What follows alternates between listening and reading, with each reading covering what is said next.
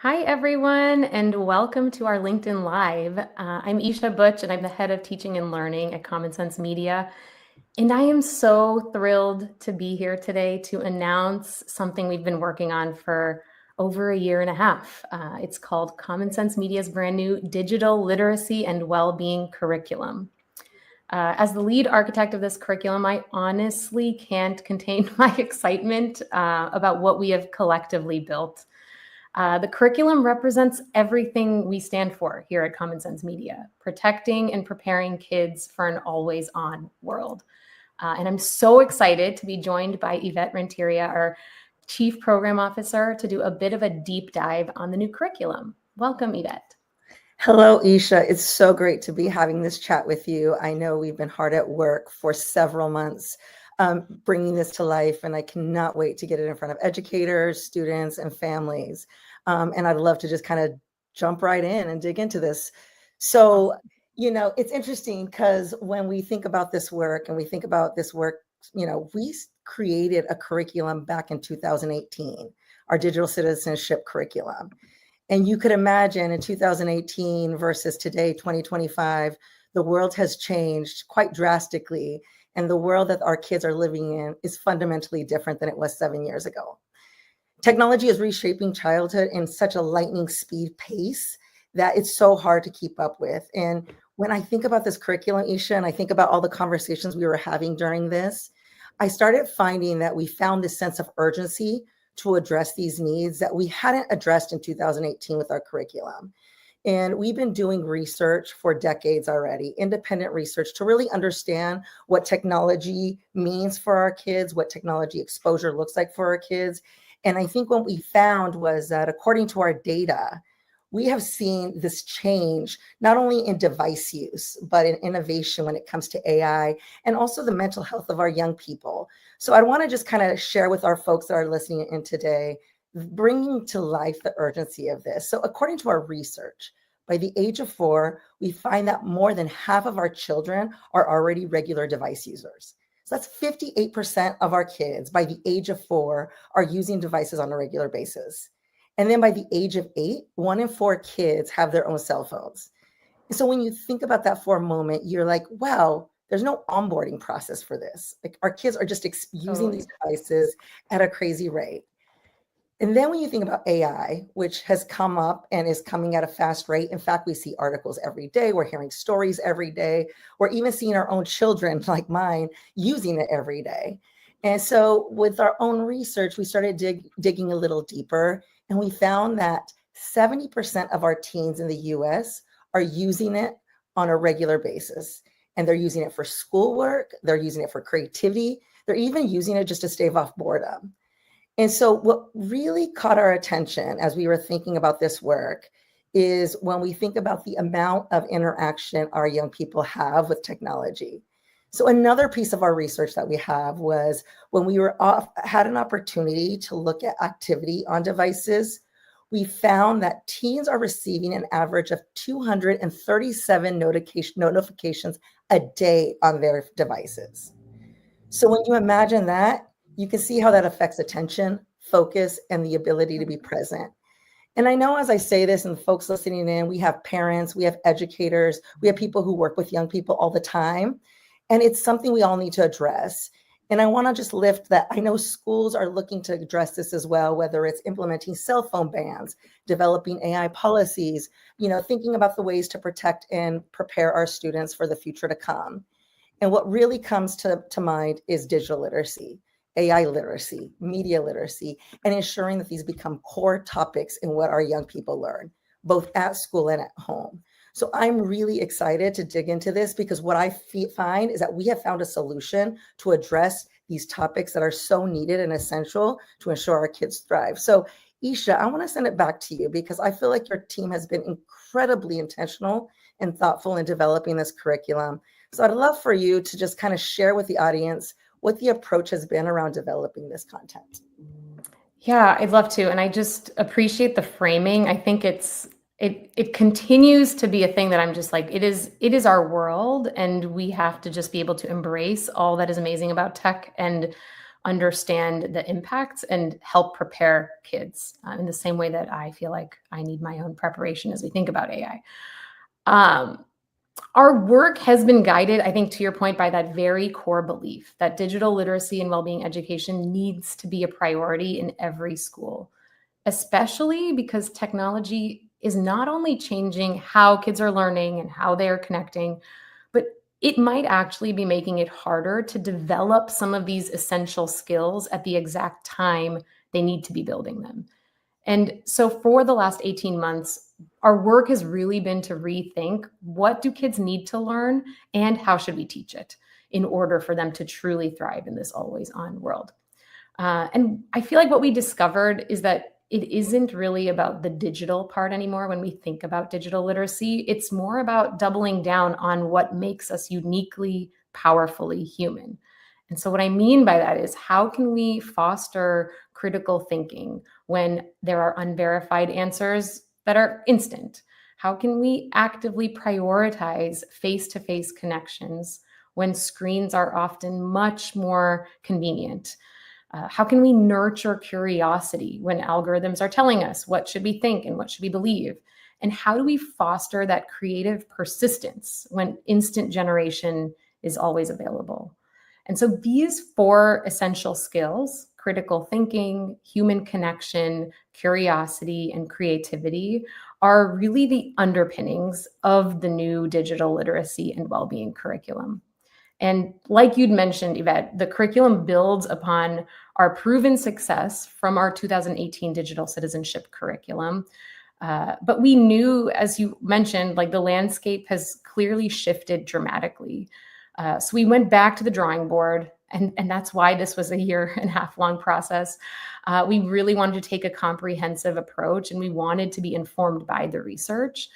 So we surveyed our 1.4 million educator members. We reviewed all of the latest research about kids and technology. We collaborated with subject matter experts and advisors, and we piloted the new lessons with over 40 teachers, reaching over 1,200 students, to really make sure that we were hitting the mark, and where we weren't, we modified and we refined, and we ensured that we were really making lessons that we feel confident will work, that are low prep, that are true to the time that we say they should be in terms of how long it takes to teach, and that are engaging and really achieving meaningful learning outcomes. And the result of all of that work is 147 new lessons across grades, kindergarten through 8th grade, with sequencing that's really been thoughtfully based on research in both child development and students' actual experiences with tech, covering 6 core topics. And if people are familiar with the current digital citizenship curriculum, it's the same 6 core topics that really have hung together as we've continued to add to it in terms of new lessons. But those topics are healthy habits, privacy and safety, relationships and communication, digital footprint and identity, cyberbullying and online harms, and information and media literacy. And so these are kind of the core. We're working on high school next, but we're just really excited to have the K through 8 curriculum out today. And Eisha, I know this is so exciting. And I think one thing that I really want to put a pin in as a mom of a kid experiencing this is, I feel like we were so thoughtful in getting the subject matter experts to really review this, to test it. We had teachers who are in classrooms every day with kids of all ages, putting this in front of them to figure out if we have the right material, the right content, the right level of engagement.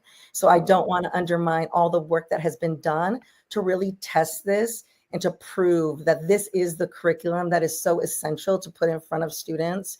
And I feel like we shouldn't waste any time, Eisha, and let's actually start kind of sharing what we have here.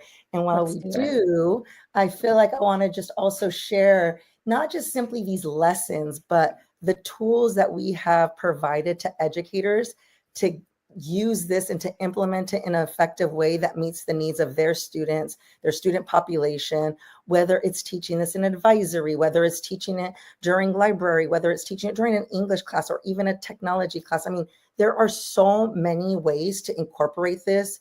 And what I love about what we did here was we're able to have a flexible approach so that we can actually have this going in front of young people and meet within their day, however it works for the educators. Because we know our educators at the end of the day are the subject matter experts of how to bring this about in front of our young people. So I want to push it back to you, Eisha, because we have been engaging with this. I know that we all have our favorite lessons, our favorite Yes. documents.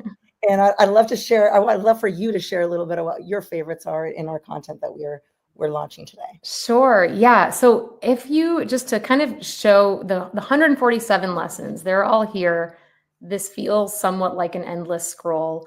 And we'll just kind of walk through a couple of the highlights like Yvette mentioned, but just wanted to share that, for people coming over, they can filter by grade by the 6 core topics that I'd mentioned, and sequencing. And I'll definitely talk a little bit about how to get started, and different implementation approaches in a bit. But one of the things that I think is so exciting about the curriculum is that we hear from youth voice in understanding these topics. And so one of my favorite lessons, is a 7th grade lesson on parasocial relationships, which I don't know if parasocial relationships as a term is necessarily something that everyone really understands, but it's really that connection that we have with influencers. And so if you're following someone, and I have parasocial relationships myself, it's like, to what degree this lesson is all about what degree are you connecting with people in ways that are, just one-to-one connections? How close are you? How are they influencing what you do and what you think? And so this 7th grade lesson is really not about having any sort of judgment on parasocial relationships. It's really trying to bring to life that there is a name for this type of a relationship that we have with people in our social media feeds, and that there can be impacts of those relationships. And so we have this series in the curriculum called Teen Voices, where we interviewed several teens across the country and asked them about their opinions on a lot of these topics. And you'll see that this lesson highlights a video in the lesson is kind of a way to hear from youth. We won't play the video right now, but it's just a way to hear from teens about their experiences. We know that this is a way to help really engage students, but also help lower the inhibition in being able to speak about these topics in class. And so it's really a nice conversation starter. And then in this lesson, the other piece that's really core to our work, and really to our approach, I would say, with the curriculum is leaning into digital life dilemmas. And so as you'll see also, just as I'm kind of showing this, if you're a teacher, if you're an administrator, just being able to see the varied ways in which you can access the curriculum. And we now have the ability to kind of open with Google Drive, or you can do it through Microsoft. You can have PDFs. Here's an example of a dilemma that after watching the video, youth are then kind of grappling with the dilemma. The kind of power of these is really an understanding that there are different perspectives. And with something like a parasocial relationship, it's really about where are you drawing the line of what is considered potentially healthy versus unhealthy. And so the nice thing about this type of a format of activity is that they are grappling with something, really leaning into the nuance, acknowledging that technology is not all yes and good and amazing and powerful, and not all bad, and that there is this middle ground. And we really want to embrace that because that's the reality of our life. And so they kind of work through this dilemma. There's a series of questions, and they really basically take away with a really meaningful, powerful group discussion on this topic. I'm going to maybe turn it over to you, Yvette, if there's another favor that you want to talk through. I do. And I appreciate you starting with this 7th grade lesson, because we also know if we could think about our kids in 7th grade, our youth in 7th grade, I'm sure a lot of folks listening in are continually getting harassed about wanting to get a cell phone, or, wanting to apply for some sort of social media app. And so it's an important and crucial time to be teaching this content. And at the same time, we continually hear about a lot of these resources. I mean, a lot of this content aging down. and young Mhm. people starting to get early exposure. So I actually wanted to highlight our media literacy work that the team has done such a phenomenal Yeah. job of aging down. And so I look at our media literacy work specifically within the K through 5 grades and introducing this concept of media literacy at an early age. And we have these wonderful digital citizens for people who've used our curriculum in the past. We have these digital citizens, heads, arms, feet, and we've updated them and upgraded them so that they're also aligned with the times. But what I really appreciate about the lessons that we have now is it's not just saying what is media literacy, but it's these storybooks that take you through a story of understanding it from a like real experience with a teacher to reading this book and being able to bring these concepts and these practices and these strategies to life. So what we're showing on the screen right now is this video, is this storybook of Head going on a journey to South America and Mhm. experiencing penguins. And he sees this penguin, they see this penguin flying, but really as they start unpacking this story, they realize it's not flying, it's just the angle of the visual. And so it really does bring to life this idea of like making sure you understand the information you're receiving, critically think about where it's coming from, make sure you look at this information from all angles. And so although we teach this from kindergarten to second, and we're not introducing language like critical ignoring or anything else, what we are doing is bringing those concepts to life so that as they move through this and they progress through each year and we teach this content each year, we could get a lot more higher level thinking, but yet the concepts are still understood at such a young age. And to me, that's really important because I could imagine at 7th grade, we throw all of this and it's a lot. But if we can start early to introduce a lot of these concepts, by the time our young people are getting access to devices at the rate they are, they'll be a little more strategic and thoughtful around how they approach information they're receiving. So that to Yeah. me makes me really excited that we've been able to age this down in a very digestible and engaging way. And Totally. Eisha, I'd love to take it back to you because I think we're talking about the lessons and we're getting really in depth with the lessons.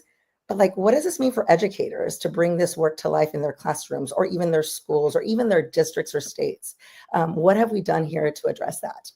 Yeah, that would be great for me to talk through. I wanted to just share that, 140 lessons can sound overwhelming. It can sound exciting. And I hope you browse through this and get time to really try to find the topics that resonate most. But the goal is not to make this overwhelming. And the idea is that we've been very intentional in designing the curriculum in a way that is easy to use, that these lessons are low prep, and that if you're familiar with the old curriculum, the lessons were, I'm calling it the old curriculum. I don't know if that's okay, but I think today it's okay. Um, that we are now shifting to 20-minute lessons. And so all of these lessons that we have are 20 minutes in length. We have heard from teachers and schools consistently. And we know as former educators and teachers who built the lessons here that they're strapped for time, that schools are strapped for time on how to weave this in, even if they know it's important. I know not to belabor the point, but I'm seeing continuously in back to school season, we're trying to, figure out school bans, phone ban policies in schools, and we're trying to figure out AI policies. Like there's a lot going on.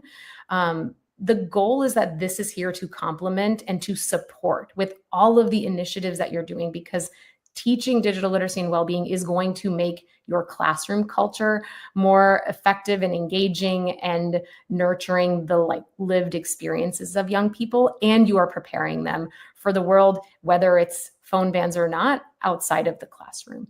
And so if you go to the implementation tab, that's really where we've had a lot of experience really in thinking about what is the best approach for teaching this content and how to implement it in the classroom.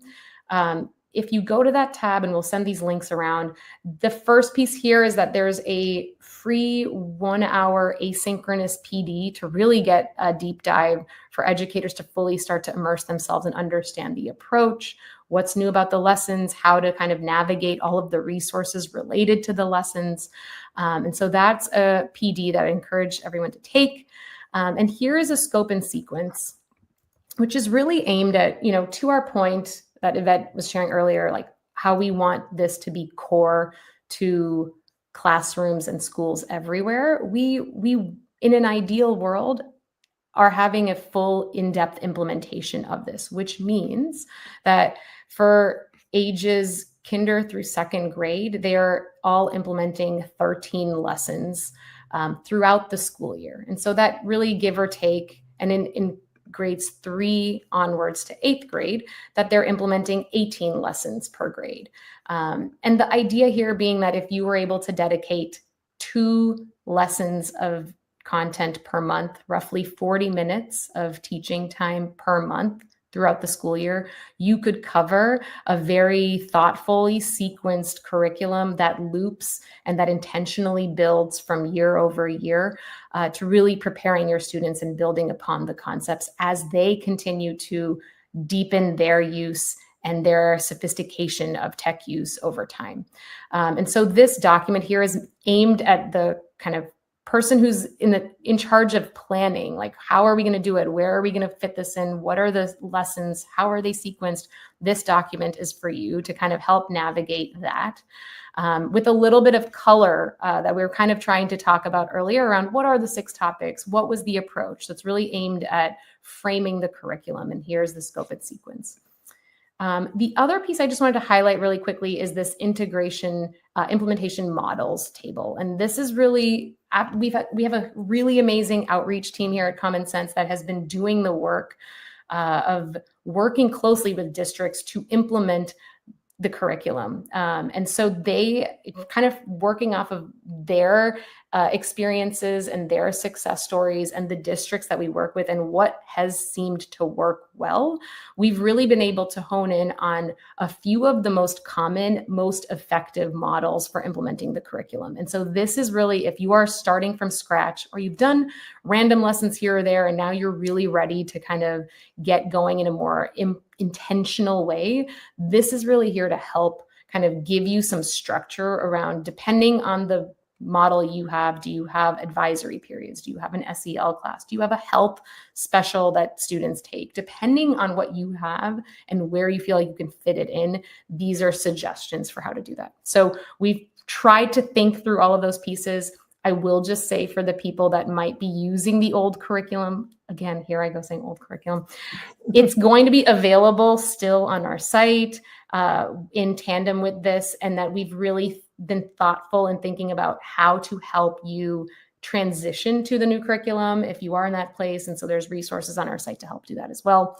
But we just want to make sure that it feels as seamless as possible because we just feel like it's just that essential. And Eisha, can I just chime in here? Because I think we have so many former teachers and we have so much former school administrators on our staff. And when I think about this as a former teacher and a school district administrator myself, I'm like, where's the time? Like, there's so much to do. There's so many demands. We know the work is hard. And I just want to highlight like the intentionality you had in engaging with educators. You mentioned 2 lessons per month. And I want to just highlight that the value that we hear is these 2 lessons per month are ongoing when it comes to discussion, when it comes to positive school culture, when it comes to really connecting with our youth in the class, instead of like fighting or instead of like being at odds with, I want my cell phone, I don't. Like, if we can build this content in the school day, wherever it fits in the school day, it's so powerful beyond the strategies and beyond the skills that our young people learn, but also the healthy human connection with educators in the school building and student to student interaction, even teacher to teacher interaction. So I just want to like challenge all those educators listening in to try the 2 lessons per month and see where it can take discussion, relationship building, culture building within the school, because it's really powerful to know that our kids love to talk about this. Like, this is hot and heavy topics for them that I think they'd be pleased to talk about. And we see that in our teen voices. We see that our young people are enthusiastic to talk about it and to teach us adults what they experience every day. So there's a real opportunity beyond the topics to build culture and build relationships within our students and teachers. Yeah, I love that. I know I want to bring up just one final thing because we're coming to time here, which is our belief in the whole community approach. So we spent some time really digging into what the lessons look like. We've spent some time talking about how to implement it. But we also know this content and this information and the need to address these topics don't just sit in the school building. It's everywhere our young people are, and that includes our homes. And so what has me super excited is that we've built resources aligned to our curriculum to take home and to use at home, whether it's topic building, engagement in the student activities, my favorite carpool conversations, which is something you can press play while you drive or your commute, whatever the commute is with your child going, whatever age, kindergarten and 8th grade, to have these discussions, to build those relationships. So we really do believe in this whole community approach. We provided resources for families, including these carpool conversations. So different methods and connecting, because we also know parents are super busy and it's hard to sit down for an hour to have these conversations, but there's ways we can do it on the go. So I'm super excited about being able to share those resources too, thanks to your team, Eisha. Yeah, no, I'm excited. And I feel like I could share like 10 more things that I think would be really exciting and fun to look at in this curriculum. We won't do that right now. But just know that we encourage you to check it out, peruse, share if you're not the person who's like doing it, advocate for it if you're a parent that feels like, or just check in with your school. Like, are we teaching this or not? I know I've been doing that. We're in a new school this year. And I'm just doing that in my district just to like make sure that this is something that gets taught in schools and that you can have these conversations with your kids, even informally as well. To access this curriculum, it's fully free. We encourage you to all you have to do is go to commonsense.org/education and sign up. You just have to have an email address, create an account. You can access all of the content for free. So should be fairly easy to do. And yeah, I think anything else, Yvette, top of mind? No, I've loved creating this and I'm so excited it's out in the world. And Me too. yeah, let's share. And Common Sense Media is here to help in any way. Our resources are available and we'd love for you to check out everything we have to offer. Perfect. Thank you all. Have such a great day. And I think we'll leave you with a little video. I think that's what's happening. The digital world is moving fast. For today's students, that means new opportunities and new challenges we never imagined. But kids and teens shouldn't have to face this moment alone. Introducing the Digital Literacy and Wellbeing Curriculum from Common Sense Media. It includes expanded topics like AI, design tricks, and influencer culture, flexible lessons with fun, play-based activities, and a human-centered approach with kids' mental health in mind. Plus, support for schools and interactive family activities and resources. The curriculum is created for and by teachers, research-backed, and 100% free for educators everywhere. Their world is digital, their well-being is human. You can give them the skills and mindsets they need to thrive.